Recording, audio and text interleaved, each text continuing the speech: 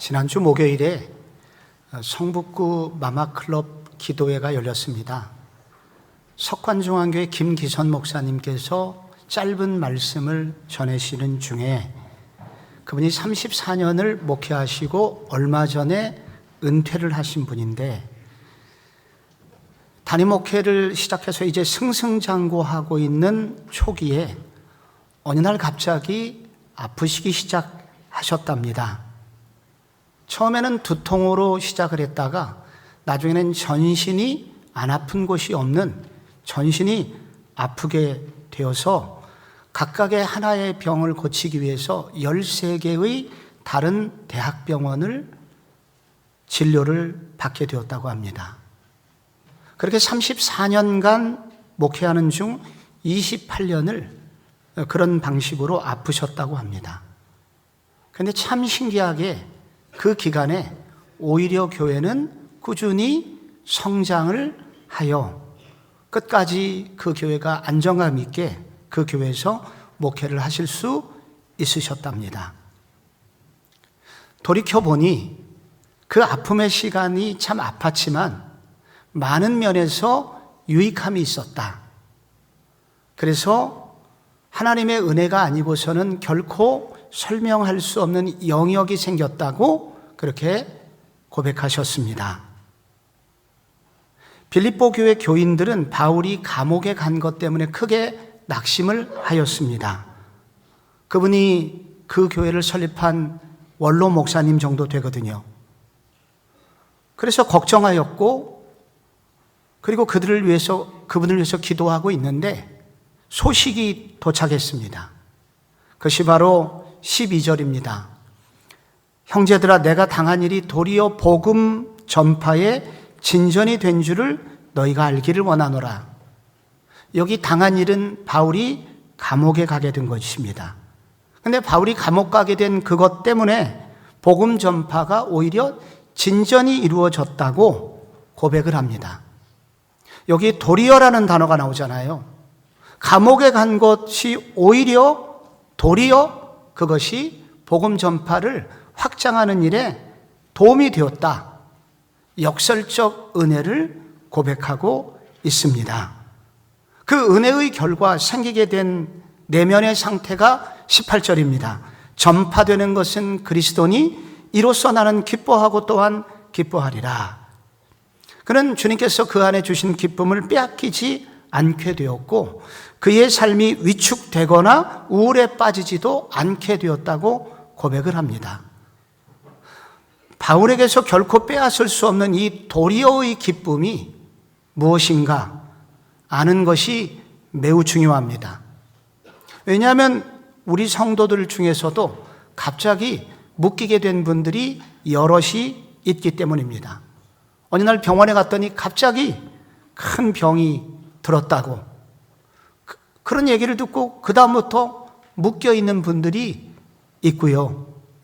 커다란 경제적 위기 때문에 갑자기 묶여있는 분도 있고요.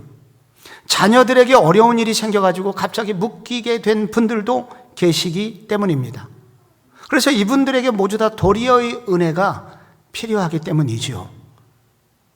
이번에 의성 산불이 축구장 약 7만 개 정도를 태웠습니다. 서울 면적을 거의 다 태운 그 정도의 엄청난 면적이 불에 타서 한순간 모든 재산을 잃어버리게 되었고 수많은 이재민들이 지금 좁은 텐트 안에서 고난의 시간을 보내고 있습니다. 이분들도 묶이게 된 상황인데요. 여기는 신자들도 있고 비신자들도 있을 것입니다. 그런데 일정 시간이 흐른 후에 거기서 소식이 들려오기를 그때 참 경제적으로는 어려웠고 그리고 마음은 어려웠지만 그때 도리어 신비한 은혜를 내가 받게 돼서 회복이 되었다라는 그런 일이 들려온다면 얼마나 좋을까요? 그런 소원이 우리 속에 있기 때문에 이 비결을 아는 것은 너무 중요합니다. 혹시 우리 속에, 내 속에도 여러분도 어느 날 갑자기 묶임의 아픔을 경험하고 계신 분이 계실 것입니다. 그런데 심지어 그런 묶이는 현상 속에서도 나를 향한 하나님의 뜻과 나를 통해서 일하시고자 하는 하나님의 사역은 조금도 타격받지 않았고 도리어 그것이 진전이 되었다는 도리어의 은혜가 우리 가운데 경험된다면 얼마나 좋을까요? 바울에게 어떻게 이런 일이 생기게 된 것일까요? 도리어의 이런 은혜와 기쁨은 어떤 경로를 통해서 오게 된 것이겠습니까? 먼저 고난 속에서도 주님의 통치를 바라보고 신뢰하는 믿음이 이런 은혜를 가져다 줬습니다. 13절에 이러므로 나의 매임이 그리스도 안에서 모든 시위대 안과 그 밖의 모든 사람에게 나타났으니, 여기 시위대가 나옵니다. 마가복음 그 시위대라는 이 헬라어 단어가 프라이토리온 이렇게 쓰는데, 마가복음 15장 16절을 보면 예수님이 그 밤에 잡히셨을 때, 그리고 군인들에게 자색 옷이 입혀지고 그리고 가시면류관을 썼던 장소를 일컬어서 브라이도리온 이렇게 표현을 합니다. 이 브라이도리온이라는 단어가 시위대라는 바로 그 단어입니다. 로마 시대의 총독, 그리고 총독을 파견한 황제를 지키는 근위대, 직속 부대를 말합니다. 우리나라로 말하면 수경사나 혹은 수방사 같은 그런 군대를 말합니다. 조선시대 금의영이라고 있었습니다. 거기 내금의장이 있느냐? 내금의장이 그 금의영의 바로 제일 높은 사람 중이었죠. 이렇게 각 지역의 총독을 지키는 부대들이 브라이도리온인데, 로마 황제의 시위대는 그럼 얼마나 그 군인들이 많이 있었겠습니까? 성경학자들은 약 9,000명 정도 군인들이 있었다고 추정을 합니다. 로마의 최정예 부대입니다. 이곳에 가면 승진도 빠르고 연금도 보통 군인보다 2배를 받았다고 합니다. 그래서 이곳에 오고 싶어하는 군인들이 많이 있었습니다만 심사가 엄격해서 황제의 최측근이나 친척들 혹은 귀족의 친척들이 이곳에 소속된 경우가 많이 있었습니다. 이것은 24시간을 4명씩 4교대로 근무를 하니 하루에 바울은 16명의 군인을 만날 수 있었습니다. 이 시위대 안에 있을 때 나의 매임이 모든 시위대 안과 밖에 있는 사람들에게 나타났다고 표현합니다. 바울은 영내에서 매우 유명한 인물이 된 것입니다. 왜냐하면 그는 자기를 변호하는 일에는 관심이 없었고 다 간수들 걱정만 하였기 때문입니다. 그들의 영혼을 걱정한 것입니다. 그들의 진정한 미래를 걱정하고 있었던 것입니다. 그리고 그 미래의 고민에 대한 진정한 해답은 복음이라고 설명을 하고 있었기 때문입니다. 여기에 감동한 이 시위대 군인들이 집에 가서도 그 소식을 전하게 됩니다. 참 이상한 죄수가 한 명 들어왔는데 그는 자기 걱정을 하지 않고 오히려 우리 걱정을 하고 있어서 그가 믿는 신이 있는데 바로 예수라는 유대인이래 하면서 예수의 복음이 시위대 안과 밖에 나타나게 되었습니다. 그래서 그 결과가 12절에 먼저 나오게 되는 거죠. 형제들아, 내가 당한 일이 도리어 복음 전파의 진전이 되었다. 진전은 군대를 위해서 길을 개척하여 그 진군을 원활하게 하는 것입니다. 그 진전이라는 단어가 바울의 복음 전파에 일어나게 된 것입니다. 바울이 아무리 열심히 전 세계를 다녀도 결코 만날 수 없는 사람들을 하나님이 한 곳에 모아놓으신 것입니다. 바울의 실력으로는 도저히 만날 수 없는 고위 관리와 그 가족들을 만날 수 있는 계기가 바로 감옥에서 생기게 된 것이죠. 이것을 계기로 로마의 고위층들에게 복음이 전해지게 되고 이것은 미래 제국 전체가 복음화되는 지렛대 역할을 하게 됩니다. 어떻게 이러한 역설적 은혜가 그에게 주어진 것일까요? 바울은 그 단어 가운데에다가 그리스도 안에서 이런 일이 생겼다고 기록합니다. 그리스도 안에서 항상 성경은 안에서가 나오면 통치를 생각해야 됩니다. 여러분, 이 지금 컵이 있고 여기에 물이 들어있지 않습니까? 이 물은 컵의 통치 안에 있는 것입니다. 컵이 사라지면 물이 다 흘러내리게 돼요. 그래서 그리스도 안에서 이런 시위대 안에 이런 일이 있었다는 것은 바로 이 모든 일에 그리스도께서 통치자가 되셔서 이 일을 인도하고 계시기 때문에 바로 나에게 이런 일이 일어났다고 바울이 고백하고 있습니다. 이 그리스도 안에서 지금 그리스도께서 내 모든 시위대 안까지 다스리고 계시기 때문에 라는 이 말 속에는 내가 설령 실수를 해서 잘못되는 영역이 있다 손 치더라도, 나의 연약함으로 말미암아 부족함이 있다 손 치더라도 그것까지 포함하여 주님의 뜻이 이루어질 것을 그는 믿고 있었다는 것입니다. 바울은 과거에 이미 여러 번 비슷한 일을 겪었거든요. 바울이 억울하게 빌립보 감옥에 갔을 때 오히려 그는 감사하고 찬양을 했을 때 그때 신비한 지진이 일어났습니다. 그 사건 때문에 간수가 예수를 믿고 빌립보 교회가 생기게 되었지 않습니까? 이 신비한 도리어의 은혜를 바로 빌립보에서 바울이 경험을 한 것입니다. 예루살렘에 와서 붙들려서 2년간 구금이 되고 로마로 압송되어 오는 이번 과정에서도 유라굴라 광풍을 만났고 배가 깨어져서 보름 동안 아무것도 먹지 못하는 죽음의 위기 앞에서 그때 바로 무슨 일이 생겼습니까? 그 배의 진정한 리더가 백부장이 아니라 바울이 되었습니다. 바울이 그들에게 말했거든요. 여러분 두려워하지 마세요. 이 배는 여러분 중에 한 사람도 안 죽을 거고, 그리고 이 배는 얼마 후에 작은 섬에 도착하게 될 것입니다. 실제로 바울의 말대로 되었습니다.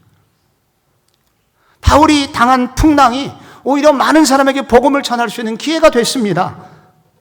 이런 반복적 경험이 바로 바울에게 어떤 한 믿음을 심어주게 되었는데, 그렇다면 이번 로마 감옥에서 갇히는 일도 주님이 알고 계시고 이 일을 통해서 주님이 하나님의 일을 하실 것입니다 라는 이 주님의 통치하심을 감옥 안에서도 믿게 된 것입니다.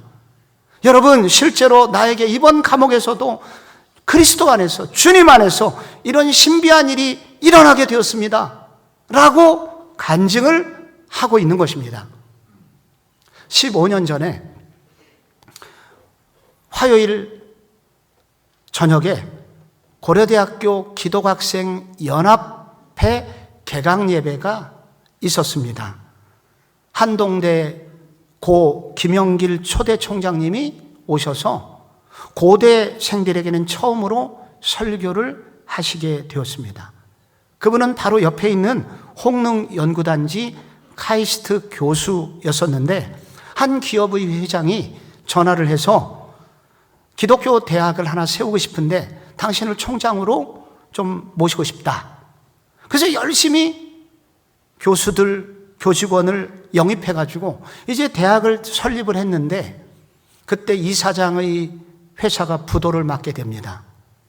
그래서 교직원 교수 월급 3개월이 밀리게 돼요.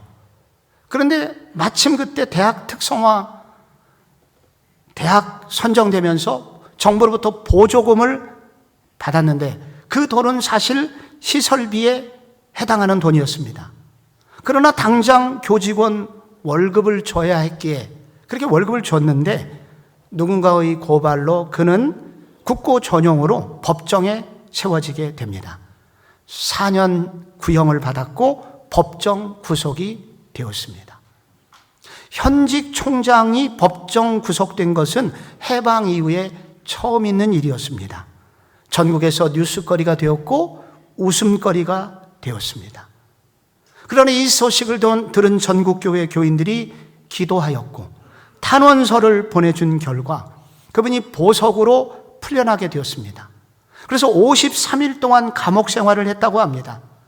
감옥에서 나오게 되었을 때 두 가지 놀라운 소식이 기다리고 있었습니다. 지난 53일 동안 43억 원의 헌금이 돌아왔는데 약 하루 8천만 원꼴이었습니다. 둘째, 한동대학이 유명한 대학이 되어 있었습니다. 돈 안 들이고 전국의 언론들이 홍보를 해준 셈이었어요. 그때 김영길 총장이 고대 학생들에게 향한 마지막 도전이 제 가슴에 남아 있습니다. 여러분, 한국 사회가 왜 안 바뀌는지 아십니까? 그것은 성도들이 고난을 받으려고 하지 않기 때문입니다. 우리가 예수 때문에 손해보려고 마음만 먹으면, 예수 때문에 적자 보려고 마음만 먹으면 하나님이 반드시 갚아주십니다 라고 그렇게 외쳤습니다.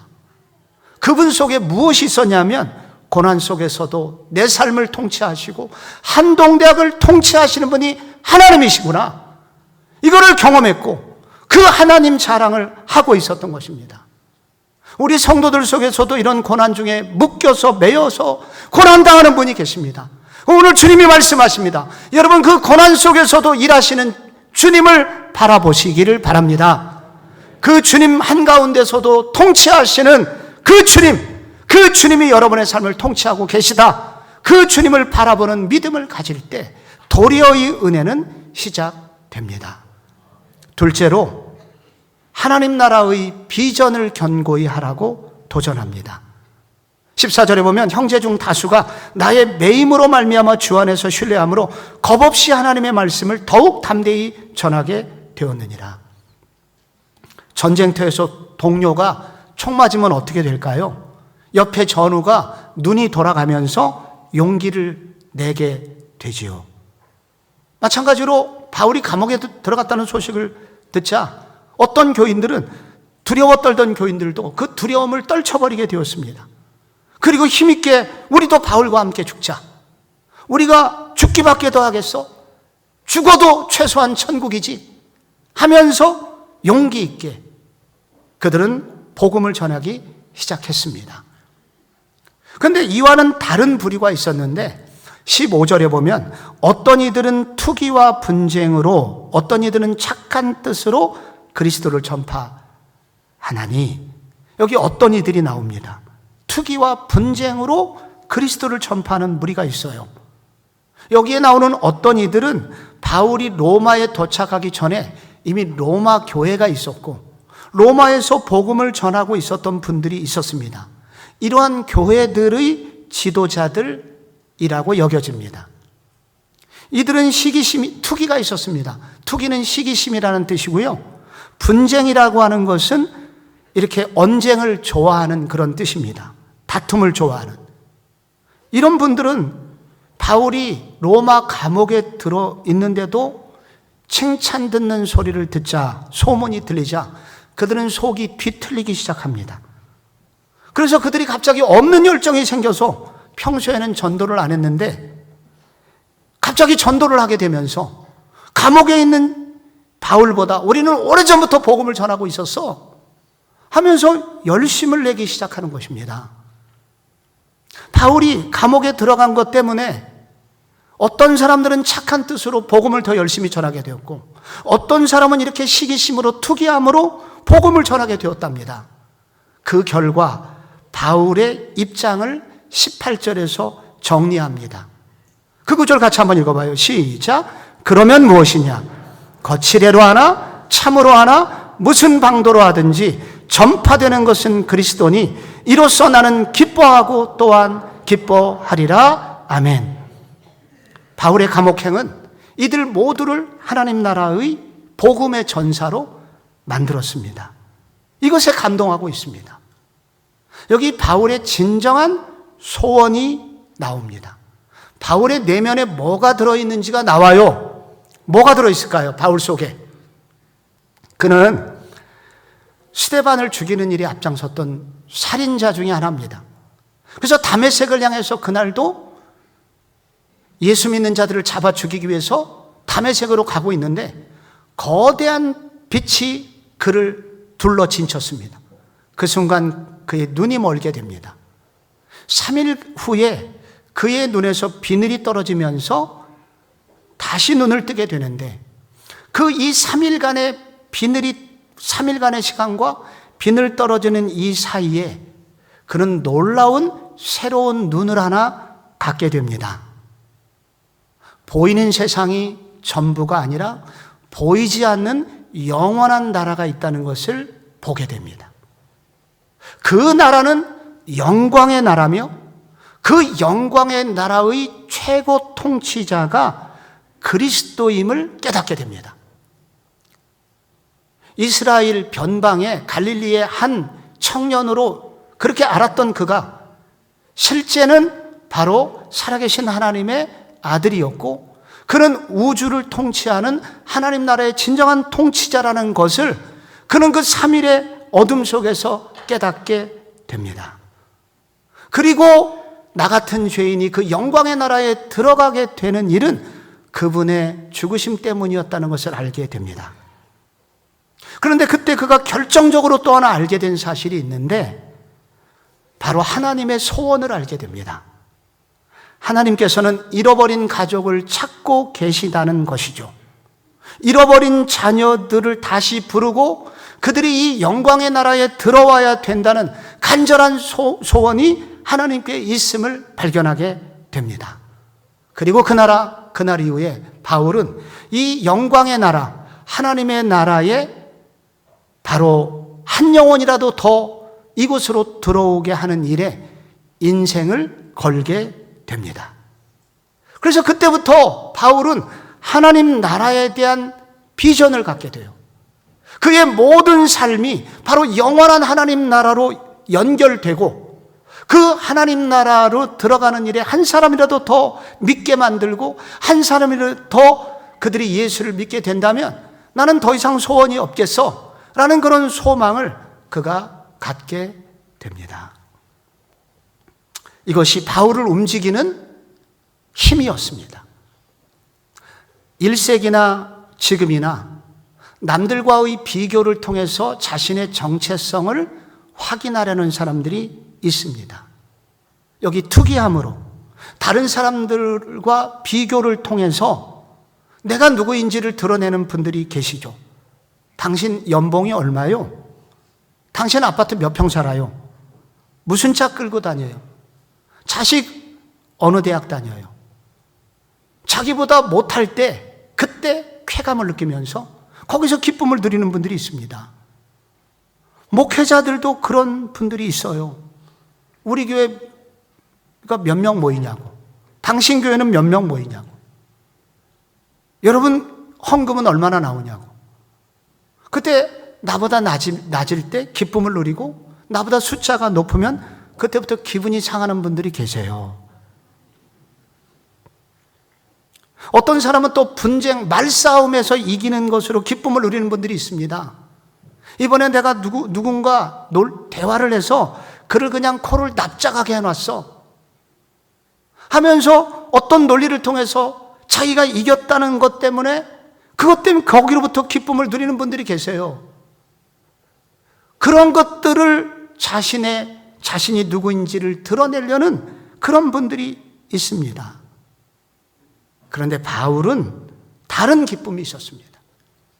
바울은 자기가 숫자에 관심이 없었고 바울은 한 영혼이라도 더 나의 어떤 혹은 누구를 통해서라도 한 영혼이라도 더 주님께 이어질 수 있다면 그에게는 아무것도 문제가 되지 않았습니다.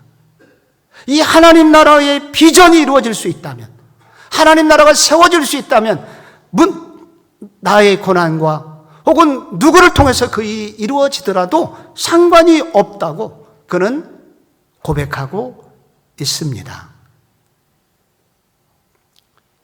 우리 교회는 해마다 부활절이 되면 성북구 교연 앞에서 주관하는 부활절 연합 찬양제에 참여를 합니다.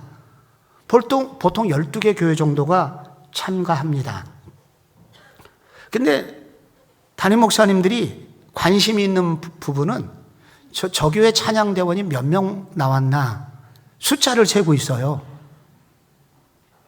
그래서 모두 다 긴장을 하고 있는데 그래서 작은 교회 목사님들은 이곳에 참가하는 것을 주저합니다.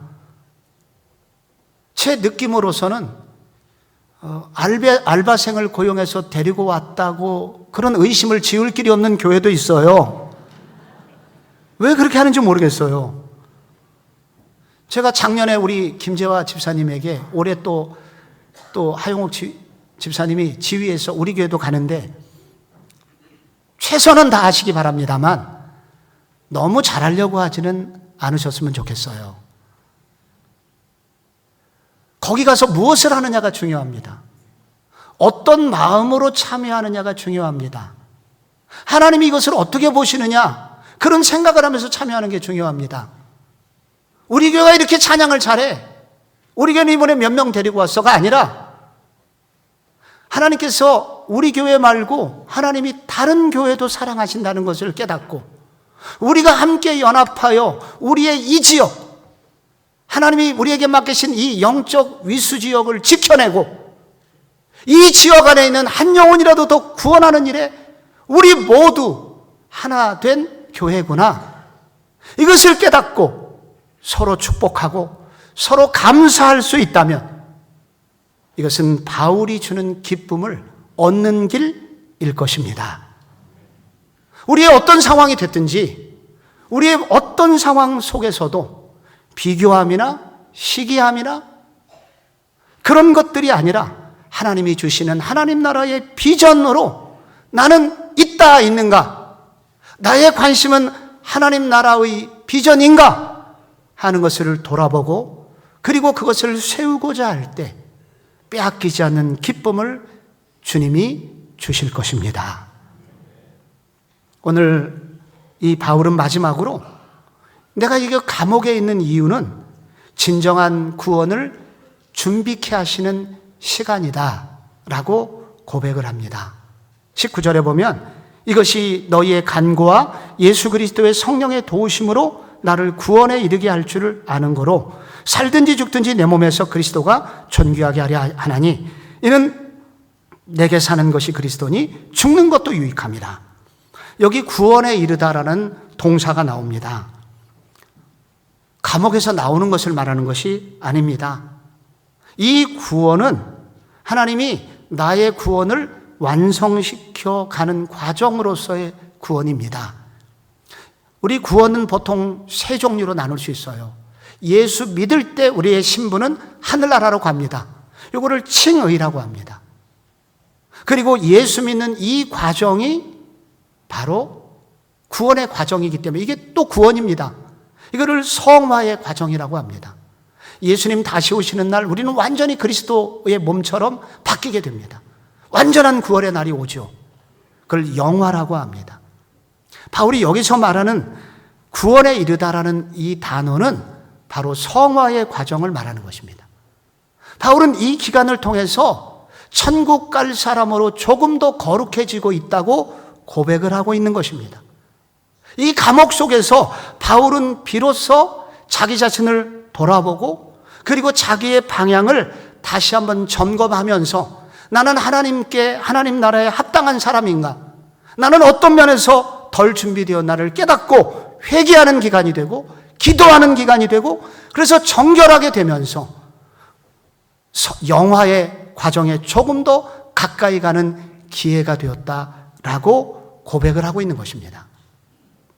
모든 성도에게 묶임의 시간이 온다면 그 기간을 통해서 우리 주님이 우리에게 원하시는 것이 있습니다. 그것은 무엇일까요? 우리가 거룩해지는 것입니다. 우리의 방향이 하나님 나라를 향하여 바르게 가고 있는가? 질문하고 계신 것입니다. 혹시 내가 너무 세상에 빠져서 하나님 나라를 잃어버리고 있지는 않는가? 다시 한번 생각하게 하는 시간입니다. 그리고 네 인생의 주인은 누구야? 이렇게 물으시는 것입니다. 그래서 바로 이 고난의 기간을 통해서 이 감옥처럼 묶임의 시간을 통해서 하나님은 이런 것들을 물으시고 그래서 우리로 하여금 조금 더 거룩하고 그래서 하나님 나라에 들어가기에 부족함이 없는 사람으로 만들어가져 가는 과정으로서의 구원을 바울은 고백하고 있습니다. 여러분, 우리 모두에게 시인의 고백, 시편 119편을 썼던 시인의 고백이 우리의 고백이 되어야 합니다. 고난당하기 전에는 내가 그릇 행하였더니 이제는 주의 말씀을 지키게 되었습니다. 그래서 고난당한 것이 내게 유익입니다. 이로 말미암아 내가 주의 율례들을 배우게 되었습니다. 라는 시인의 고백처럼 우리의 고난 속에서도 우리도 이와 같이 주님께 묻고 거룩한 과정이 되게 해야 합니다. 하나님은 탁월한 영적 연금술사이십니다. 좋은 연금술사는 금덩어리에 붙어있는 불순물을 제거하고 그리고 순금을 녹아내리게 하고 그래서 그 순금 위에 그림을 그리게 됩니다. 우리 주님도 때로는 우리를 불같은 가마에 집어 던지십니다. 그리고 우리 속에 있는 불순물을 제거하십니다. 그리고 결국 가장 아름다운 작품이 되도록 그림을 그려 넣으십니다. 그래서 성도의 고난은 언제나 아름다운 작품이 되게 하는 과정이라고 성경이 약속하고 있습니다. 목사님 정말입니까? 정말 내 고난도 그리고 내 모든 성도들의 고난이 이렇게 아름다운 작품으로 변화되는 쪽으로 나의 고난이 사용되는 것이 확실합니까? 제게 물으신다면 확실합니다. 왜냐하면 바울은 무엇 때문에 무엇을 근거로 이렇게 말하고 있냐면 복음이 그렇게 만들었다고 고백하고 있기 때문입니다. 12절과 16절에 보면은 복음이라는 단어가 나옵니다. 여러분, 복음은 무엇일까요? 복음은 최악을 최선으로 바꾸시는 하나님의 사건입니다. 그것은 어디에서 일어났을까요? 십자가 위에서 일어났습니다. 십자가는 최악의 사형제도였습니다. 로마 시대의 최악의 죄수들을 십자가에 묶어놓고 불에 태워서 가로등으로 썼습니다. 이것은 역사상 최악의 죽음의 사건이었습니다. 그런데 놀랍게 하나님은 인간의 모든 죄를 그 십자가에서 죽으신 예수에게 전가시키심으로 그 십자가를 통하여 그리고 부활이 일어나게 하심으로 결국 자기 백성들의 모든 죄를 사해 주시고 그들을 하나님 나라의 자녀가 되게 하는 놀라운 역전이 십자가에서 일어나게 된 것입니다. 그 예수의 십자가를 믿는 사람에게는 바로 이 복음을 믿는 사람에게는 바로 그래서 십자가의 역사가 그들에게 일어날 수밖에 없다는 것입니다. 바울은 확신합니다. 이 복음을 믿는가? 이 복음으로 구원받았는가? 그렇다면 여러분의 구원도 여러분의 고난도 고난 그 자체로 끝나는 것이 아니라 여러분의 고난을 통해서 하나님은 여러분을 더 거룩하게 만드실 것이고 하나님의 쓰시기에 합당한 사람으로 만들어가는 과정이 될 것입니다 라고 선포하고 있는 것입니다. 바울은 이런 것을 여러 번 겪고 경험하면서 이것은 하나님이 내 삶의 몸 안에 그렇게 깨닫게 하신 진리입니다 라고 하면서 그 유명한 로마서 8장 28절을 고백하게 하셨습니다. 우리가 알거니와 하나님을 사랑하는 하나님을 기뻐하는 자 곧 그의 이름으로 부르심을 입은 자들에게는 모든 것이 합력하여 선을 이루느니라. 이 고백을 하게 만들었습니다. 석관중앙교회 김기선 목사님이 그렇게 아픈 기간을 통해서 그분이 경험하게 된 것이 있습니다. 세상 자랑을 다 내려놓게 되었다고 합니다. 그분이 젊은 시절에 자랑할 게 되게 많았는데 그 세상 자랑 다 내려놓게 하셨고 주만 의지하게 하셨습니다. 그리고 교인들이 담임 목사가 아프다 보니 기도하기 시작했습니다. 매일 밤마다 기도회가 열리고 어떤 날은 그 작은 교회가 100명이 넘게 모여서 기도하게 되었습니다. 그렇게 매일 기도하다 보니 하나님을 체험하게 되었고 하나님을 체험한 그 영적인 능력이 그들의 삶을 바꾸는 것을 그들이 경험하게 되었다고 합니다. 그래서 그 교회는 도리어의 은혜를 체험하는 교회가 되었습니다. 성도 여러분, 여러분에게 이런 도리어의 은혜가 여러분의 것이 되기를 축복합니다.